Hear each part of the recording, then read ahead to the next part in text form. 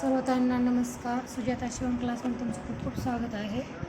आपण बिना अस्तरचा blouse stitch करणार आहोत. हा आपण सर्वात प्रथम कटोरी कशा प्रकारे जोडायची. कटोरी जोडते वेळेस खूप अडचणी येतात, कमी जास्त होते किंवा कटोरी पुरत नाही, कटोरीचा शेप गोल येत नाही. अशा काही अडचणी येणार नाही. तर मी कटोरी जोडून घेतलेली आहे. 5 इंचावरती शिलाई द्यायची. टक्सची मार्किंग पण करून घेतलेली आहे. ब्लाऊज कस्टमरचा ब्लाऊज घ्यायचा, त्याच्यावर टक्स पाहायचा किती आहे किती नाही, मोपून घ्यायचा. उंची 2.5 आहे आणि रुंदी 1.5 आहे.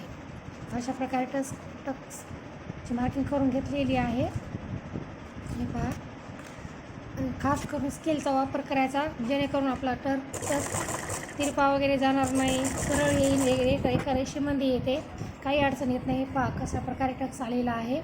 कटोरी कमी जास्त कुठेही होत नाही, एकदम परफेक्ट आलेले आहेत. पहा आता कटोऱ्या तुम्ही दोन्ही साईडच्या जोडून घेतलेल्या आहेत मी. आता क्रॉसपट्टी लावायची. क्रॉसपट्टी ही पहा, समोरचा भाग समोर, पुढचा भाग.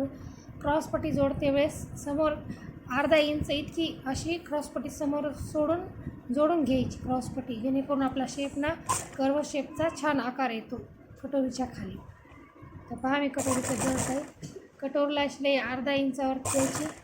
शिलाई कटोरीला दोन्ही साईडकडून शिलाई द्यायची. एक शिलाई दिली या दुसरी लगेच देऊन घ्यायची. अशा प्रकारे शिलाई दिल्यानं कटोरी क्रॉसपट्टी उसवत वगैरे नाही, काही नाही, शिलाई सोडत नाही, काही नाही. त्याच्यामुळे पहा लगेच मी जोडून घेतली क्रॉसपट्टी. त्याला डबल शिलाई देऊन घ्यायची.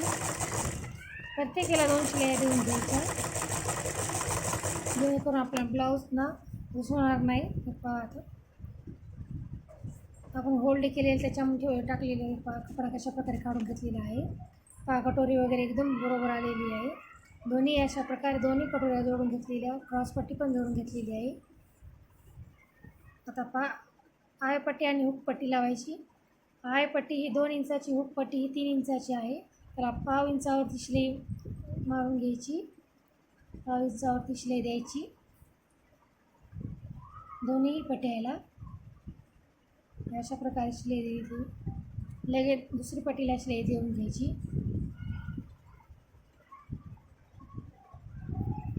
लगेच ही 3 इंचाची पट्टी आहे ती डाव्या हाताला ठेवायची आणि 2 इंचाची पट्टी आहे ती उजव्या साईडला.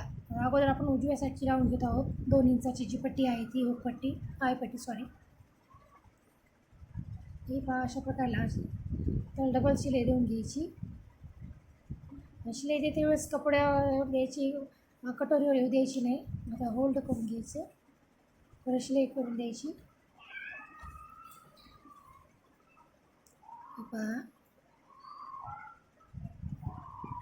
लगेच दुसऱ्या वेळेला देऊन घेतलेली आहे शिलाई. पहा आता आपल्या गळ्याला गोल आकार द्यायचा आहे.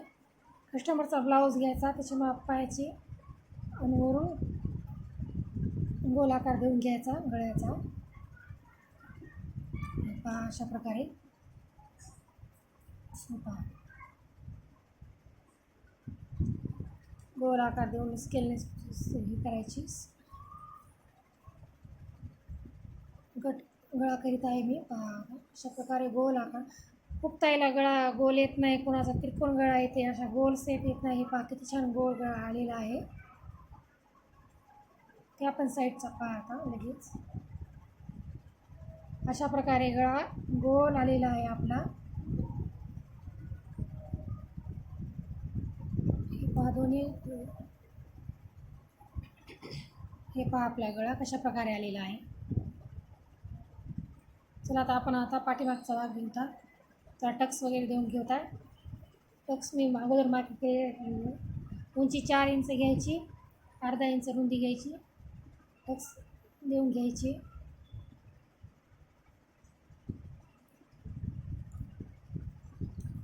टक्स देऊन घ्यायची जरा. अशा प्रकारे हा ब्लाऊज स्टिच केलेला आहे.